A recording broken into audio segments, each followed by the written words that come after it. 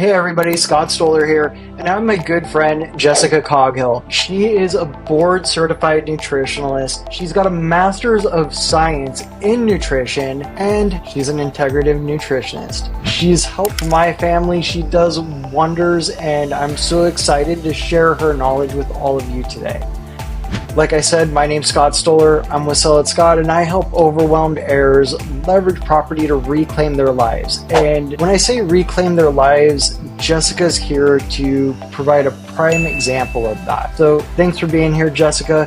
Just real quick, if someone wants to get a hold of you, how do they follow you? What's all of your stuff?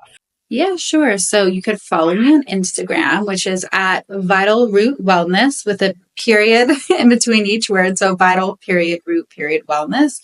Or you can visit my website at vitalrootwellness.com. Or you could email me, Jessica at vitalrootwellness.com. All right. Thanks, Jessica. And so some of the questions that we're getting, and one of the ones that I really wanted to get your insight on, I run across people that they've lost someone to unexpected circumstances. Say if a loved one has a stroke or they have a heart attack. And, unfortunately, in some of these instances, people's lives are cut short a lot sooner than their loved ones expect. And for a lot of people going through that, it's kind of a wake-up call, especially if they're your blood relative and you say, hey, there may be some genetic similarity in here. So what would you want those people to know when they have that fear and they're saying, maybe I need to utilize this as a wake-up call and start improving my own self-care routines? Where should they start? Yeah, sure. So I guess I would advise to start with the mourning process, right? Because that's a long, excruciating process for a lot of people. But after that, if you start to look a little bit deeper into your own health picture, say one of your family members passed because of, let's say, metabolic disease, right? So that's one of the leading causes of death in the United States, specifically cardiac disease. It's also one of the most preventable. So if that was something that you experienced with a family member, the good news is if you take control of your health, you can really change the trajectory of your health outcome. So there's lots of different ways to do this. Working with a nutritionist is one, going to a cardiologist, getting annual checkups, sometimes getting biannual checkups if it's specifically hereditary for you. There's a lot you can do with diet and lifestyle. And if that doesn't push the dial as much as you want, then there are like pharmaceutical options as well. And just out of curiosity with that, isn't there some new blood tests that you can actually order that will even know where someone is on the susceptibility or the risk scale for an event like that? Isn't that correct? Yeah. So a blood test that I recommend all of my clients get is something called apolipoprotein B. And what that measures is actually measuring the amount of atherogenic particles in your system. So the bad cholesterol, the LDL cholesterol. So it's more important to know the amount of cholesterol particles in your system rather than the concentration, because these little particles, even if they're very small, that would equal a low concentration. But if there's multiple particles circulating, then that could lodge into somewhere you don't want it to go and create some sort of a stroke or a heart attack per se. So I'm seeing a lot of doctors order it and having it covered by insurance now, which that wasn't really the case a couple years ago. You can also order it out of pocket, which is awesome. I think it's the best marker for assessing risk through a blood test.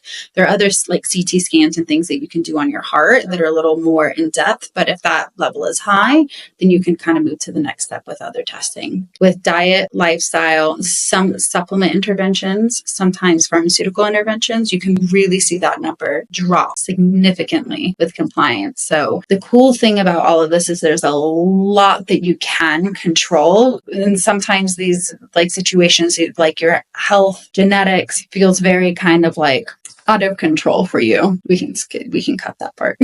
No, that was great. Yeah. That was great. Roll with it. But yeah, I mean, it's when I think the worst feeling is when you don't feel well something in your health isn't moving in the direction that you want it to.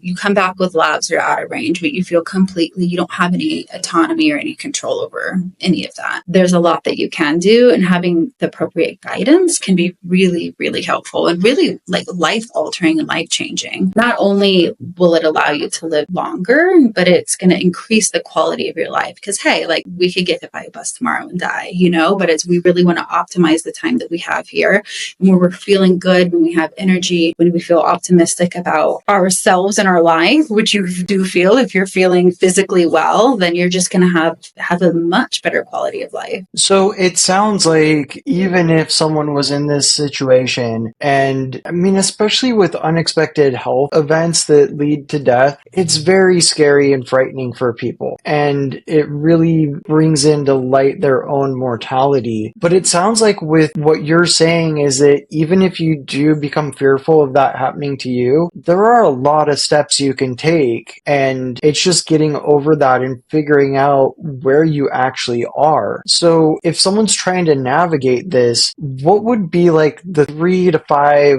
top items for them to navigate this on their own? What would you want someone to do as a takeaway from this? Like, is it just go read a book and hope that the generic info in a book applies to them and they get lucky? Or is there something they can do even if maybe they're not rolling in money to go do a bunch of private pay labs and things like that? Sure. So, I mean, there's levels to this. So if you don't have the funds to have personalized care, like working one-on-one with a nutritionist, then absolutely going to, let's say, if somebody's family member passed from a cardiac event, going to a cardiologist.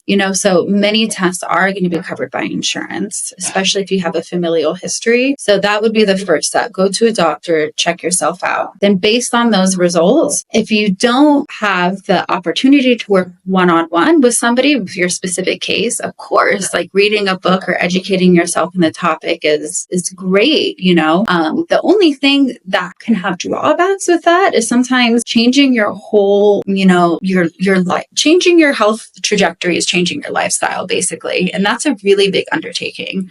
It can be confusing. People can feel lost and people can feel frustrated. And it also is a personality type. Maybe a person doesn't. They can just read a book and change like that, but that's not really super common for human nature, although some people are capable of that. It really just depends on the person. If you're changing your health lifestyle, it's really, really beneficial to have some one-on-one support. And then I know that can be intimidating for people. So let's say someone's curious with working with a nutritionist like yourself. I know you can't speak level across the playing field for all nutritionists, but let's say if someone wanted to reach out to you, what would that look like for them? Yeah. So before I work with clients, I offer a discovery call where we just hop on the phone. It's complimentary, and we chat about what their health goals are. So everybody has a different health goal, right? Maybe somebody lost a family member to some sort of disease, right? And they want to prevent that for their future. Maybe somebody wants to lose weight. Maybe somebody's struggling with autoimmunity, a whole host of things. Maybe somebody has really low energy and low drive and they feel bad all the time and they want to address that. So finding out what their goals are and then talking about some practical solutions that work for their life and seeing if that's something that they would feel comfortable undertaking. Everybody comes to me with a different knowledge of nutrition, with a different lifestyle, with different preferences, with different access to things. So every plan has to be tailored towards them. If I were to give generic advice to people, it might work for some people. Maybe, anybody can follow something that's kind of out of the realm for them for, I'd say, like six weeks to 2 months. But finding a system for somebody that works for their lifestyle and their preferences and their funds basically is going to be a lot more sustainable for them in the future. Working with people for nutrition to reach their long-term goals, it's not a diet. It's definitely a lifestyle, and that's not overnight. It takes a lot of time. It takes making small changes here and there and building upon those changes. And I think that's great because that was one of my next questions was like, so helping people understand, I was going to ask, does that mean that that we start working with Jessica and the next day we're going from not working out at all and eating fast food primarily to we're only eating salads and broth and smoothies and we're working out 20 hours a day. And it's not like that. It's baby steps. It's to set you up for success, correct? It is baby steps. And with each baby step, you feel a big difference. And some people are just busier than other people. Some people have more demanding jobs, more demanding family situations, so they have limited time. Other people I work with have a lot of time. So it's working with everybody's time allotment that they have to this, which makes them feel comfortable. Every baby step and every push towards a healthier lifestyle should feel comfortable and good. You shouldn't ever feel like overwhelmed or like you're not doing enough or that, heaven forbid, you're not good enough or anything like that. It should all feel good and feel natural and be kind of like a holistic push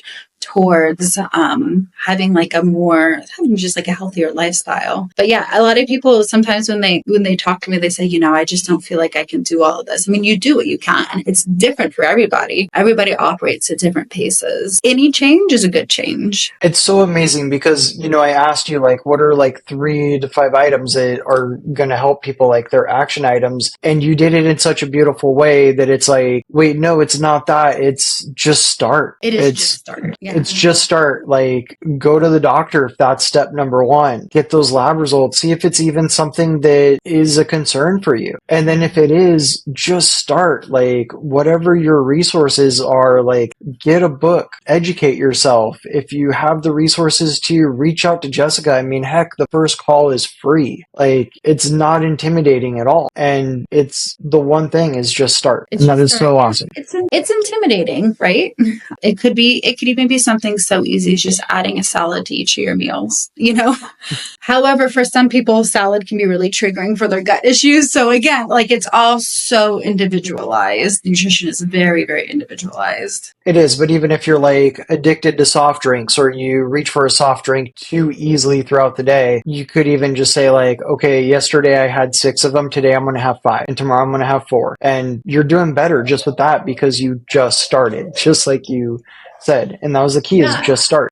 And that's beautiful. And then maybe on the 5th day, you have 7, like progress is not linear, right? There's going to be ups and downs all throughout the process. But I like to think of it as a point graph. As long as you draw a line through all your points and you're progressively going up, then that's okay. And then if you have the 7, Cokes or whatever, like as long as that's not something that you're repeating and that you can forgive yourself for it. Because there's also a lot of shame surrounding the way that people feed themselves or their nutritional habits. I really, really, really work hard on breaking that shame cycle because we're all human. Like I don't eat like 100% perfect all the time. And what does that even mean? 100% perfect? That would maybe mean that maybe I had some sort of disordered eating. If you had to have everything be so specific all the time, there has to be some room for leniency. But giving yourself grace throughout the process, I think is very, very important. That's so amazing. So just start, love yourself. Yes. I mean, all great stuff when you speak with Jessica. And again, how do people reach you? Like, we've got your ads. Well, is there an email? Is there a phone number you prefer? Yeah, I can be emailed at jessica@vitalrootwellness.com. Awesome. Thank you so much for that, Jessica. And again, my name's Scott Stollar. If you like this content, be sure to give it a thumbs up. You have questions for myself or Jessica with this, leave them in the comments. Even if I just see them, I'll make sure that she pops over and takes a look and gets back to you. Don't forget to subscribe, and thanks so much for checking this out.